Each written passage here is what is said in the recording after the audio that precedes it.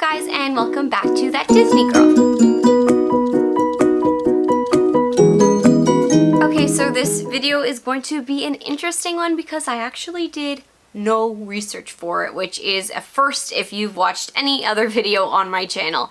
And this is because this week I just felt like talking about my opinions about one of my favorite things about Disney, which are the Disney resorts. And I thought I'd make this kind of like a little bit of a series where I'm gonna rank each kind of Disney resort, but I'm gonna do it by their category. So I'm gonna rank the values, which is going to be this video today, the moderates, as well as the deluxe resorts. If you're planning on taking a trip to Walt Disney World, I think this video could be a really big help for you in terms of picking which hotel you should stay at for you and your family. Or if you like just talking Disney like me, we can totally have a conversation down below in the comments. Let me know if you agree with what I have to say or if you have anything to add. But without further ado, let's talk about the best value resorts at Walt Disney World. And this time, I think I'm going to start off with my favorite resort and then go down to my least favorite. So my favorite value resort, the resort that I stay at most times when I go to Walt Disney World, is going to be Disney's Pop Century Resort. So if you don't know, Pop Century is a huge, sprawling resort. It has like over 2,500 rooms, and the theming of this resort goes from the 50s through to the 90s, and it's all really, really fun. One of my favorite things about this resort is that it is fully refurbished. If this was 5 years ago, I'm not sure that Pop Century would be at the top of my list because the value resorts didn't look too great. They all definitely needed a refurbishment, and Pop Century was the first resort to get that, and that refurbishment looks amazing. I have a resort review that I will link down below if you want to look more into this resort. But seriously, everything in this room, from the bathroom to the flooring to the beds, is just spectacular. One of my favorite things about these refurbishments is that you're gonna get 2 queen beds, which is a upgrade from 2 double beds. And those 2 queen beds are actually not something that needs to stay there all the time. One queen bed is gonna be set and the other is gonna be a Murphy bed that turns into a table. So if you're not traveling with 4 people, if you're like a single traveler or just 2 people, you don't need to waste all that extra space on another bed, and you're gonna have a table, which becomes so much more useful, especially in a 260 square foot room. And Pop Century has a super cool backstory and history. If you want to see that, I have a great video on the abandoned other half of the Pop Century Resort. And if you ever want to visit that abandoned section, you totally can, because it's no longer abandoned. It is now the Art of Animation Resort, which is the newest of the Disney value resorts that is just one bridge away from Pop Century, which for me is a huge bonus because it allows me to visit another resort when I'm staying at Pop Century that's just a quick walk away. And there's so much to see at Art of Animation, so you're getting 2 different kinds of theming all in one. Probably one of the best hooks about Pop Century right now is the fact that it has the Skyliner. If you don't know what the Skyliner is, it's a gondola system that goes from Art of Animation and Pop Century. It stops off at Caribbean Beach, and it also goes to the Riviera Resort, and it goes to Epcot and Hollywood Studios. It cuts down travel time from buses like crazy. And I know a lot of people are scared about Skyliners breaking down or for it being really hot in there. And let me tell you, from my experience, it never broke down once, it never slowed down. I mean, at nighttime with the wind blowing through the Skyliner, because there's little vents there, it made me actually kind of cold. So if heat is an issue for you, I don't think you have to worry. Seriously, the Skyliner is a total game changer for Disney transportation. Speaking of transportation, the good thing about Pop Century is that it's a standalone resort. If we're looking at the other All-Stars during dead seasons or times in the day that aren't going to be as popular, you might get buses that are going to run between all 3 resorts, which means if you're coming home from the park, you're going to be stopping at every single resort. So if you're at All-Star Movies, you're going to be the last stop, which kind of sucks. I mean, you're tired and you want to just go home. So that's a positive thing about Pop Century. You're only going to be going back to Pop Century, and you're only picking up people from Pop Century. So yes, Pop Century is my #1 value resort that I'm gonna get when I go to Walt Disney World. But my #2 is going to be All-Star Movies, which you might not have thought, because I feel like I kind of just like bash the All-Stars, but I do really like them, and I do love All-Star Movies. So All-Star Movies might not have been #1 on my list, but the fact that it is also refurbished definitely put it up there. It basically has the exact same refurbishment as Pop Century. For some reason, sometimes I think it's a little bit smaller, but honestly it's not. It's that 260 square foot room. And all of the modern appliances, updates, and finishings make such a big difference. Seriously, it feels like it's just like clean and sleek, and there is the perfect amount of Disney touches in the room as well. And it has an added level of luxury that none of these value resorts ever saw before. Definitely a good reason to stay, and it's usually going to be under that Pop Century price point. So if you still want that refurbishment, you should head on over to All Star Movies. And out of the 3 All Stars, the Movies is my favorite theming. You're going to get all different theming from the Dalmatians to Herbie. There's so much to see. You can get some Toy Story photos. So if you want to get those killer Instagram shots or just fun things to let your kids run around and play with, definitely something worth checking out. I also have to give props to the food court at All Star Movies. I love the way that it's themed, like it's all different marquees, and I'm someone who comes from like a really heavy entertainment background, so that definitely appeals to me. But one of the coolest things is that there's a secret menu at this resort, and it makes it feel like you're in a James Bond movie when you approach this certain marquee and you ask for the secret menu.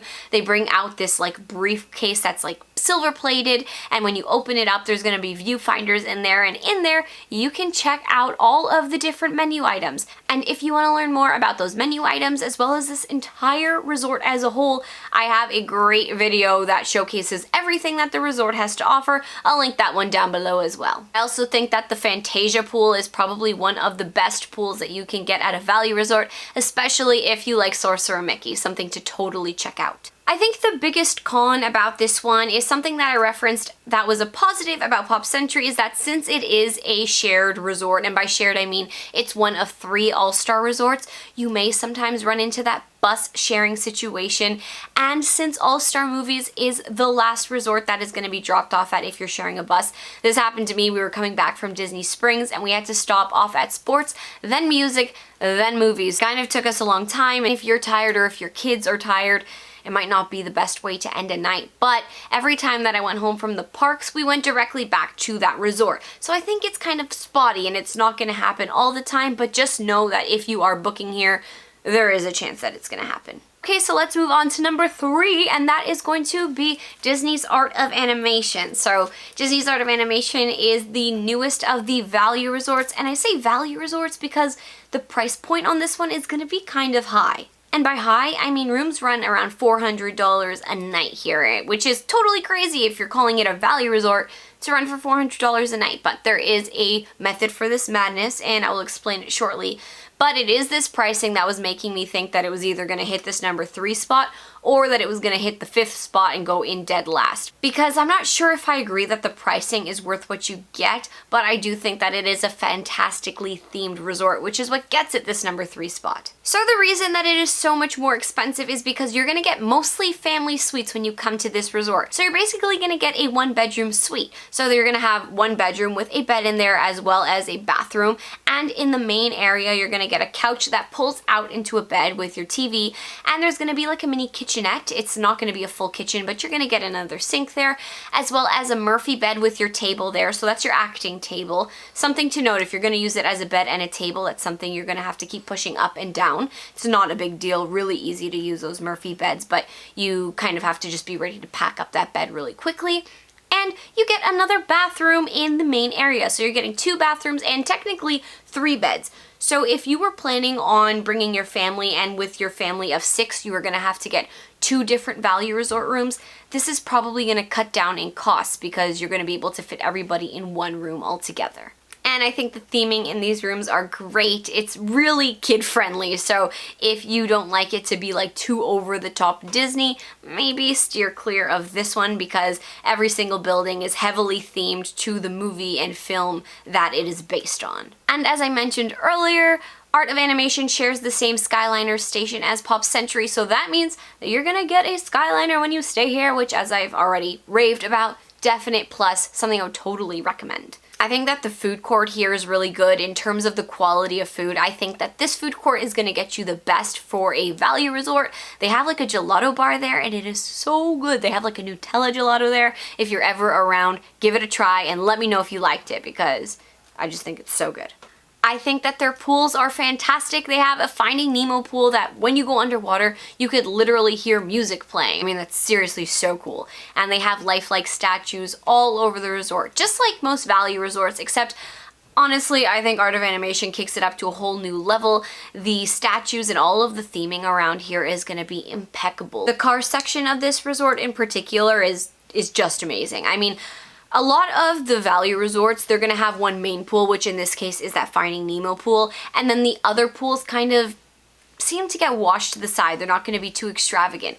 And I like that at Art of Animation, even though they are smaller, they're still really impressive. I love the Cars pool. It's like a cozy cone pool that's shaped like half of a tire, and the cabanas are giant cones that you're gonna see on the side of the road. It's just really good theming, and it fits in beautifully with everything around it. Okay, so that was number 3, and now we have to deal with 4 and 5, and I wasn't sure how to rank these two. So our last ones are gonna be All-Star Sports and All-Star Music. Neither of these resorts are refurbished yet, which is what puts them to the bottom of my list. And in regards to is one better than the other, I think that's basically going to be up to you. It's what kind of theming would you like? Are you someone who's more into the sports aspect, or do you like music more? So like I've previously mentioned, the rooms here are super dated.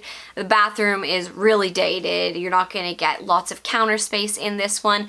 You are going to have to deal with 2 beds in there. You're not going to be able to save space by raising it up into that Murphy bed position. And there's going to be carpet on the floors, and we know how I all feel about carpet, but this is really old and dated carpet that has been bleached, I'm sure, many a times to try to get whatever has been in it removed. And we do know that these resorts are going to be refurbished in the future. We don't have a strict deadline on them, although I am assuming they're trying to get that done for 2021 for the 50th anniversary, where they are expecting a huge influx of people to visit the Walt Disney World Resort, but that's just my assumption. But I told you I was gonna rank these, so this is my ranking. I'm gonna put All-Star Sports as number 4, and I'm gonna put All-Star Music as number 5, and my only reasoning for this is going to be back to that transport issue. So if you remember earlier, I mentioned that the way the bus is gonna work on drop-offs is going to be hitting All-Star Sports, then music, then movies. So if you're in sports, you're gonna get home first and fastest. Music is going to be second. So yeah, that's basically why. And even though these aren't at the top of my list, I still think that they're great. I mean, I'm staying at All-Star Sports in a few months, so I'll definitely let you know how I feel about that one, if I think that its atmosphere bumps it up a notch for me. But at the moment, it's not my favorite of the value resorts, but I definitely think the value resorts are something that you should consider if you're booking a Walt Disney World vacation. So let's finish this off with talking about why should you book a value resort. Number 1, every value resort will have the best Disney, strictly Disney theming that you're going to find on property. If you're someone who loves heavy Disney theming, if you have kids that love heavy Disney theming and all of the Disney characters, this is going to be the go-to place to put a smile on their face, and it's just going to come from walking outside of their hotel room. As well as, depending on the time of year, the pricing of all of the value resorts is going to be competitive to pricing of off-site properties.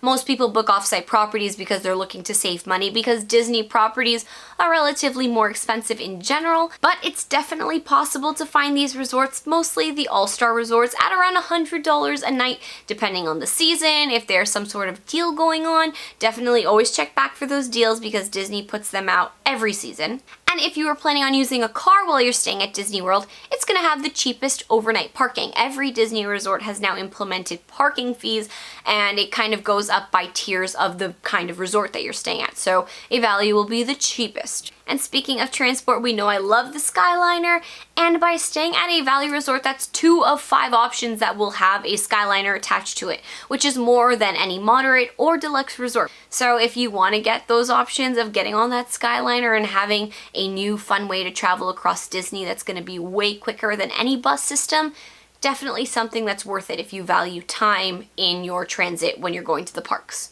Something I love about these resorts, but might not be a positive for everyone, is the fact that they are sprawling. There's going to be buildings all over the place, and you might get put in one that is way farther from where all of the buses and the cafeteria and all of the main amenities are. You'll most likely have a pool that's close to you no matter what building you're in, but like I said, it might be really far from that cafeteria.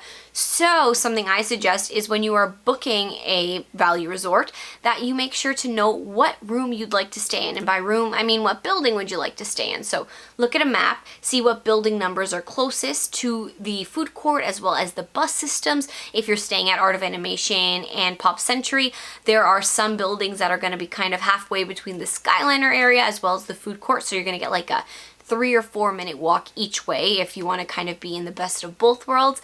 But if you pick what building you'd like, you can request it when you're booking. I would suggest requesting it if you're booking it online. If you're booking it over the phone, make sure that you're going to tell your Disney cast member that that's what you'd like.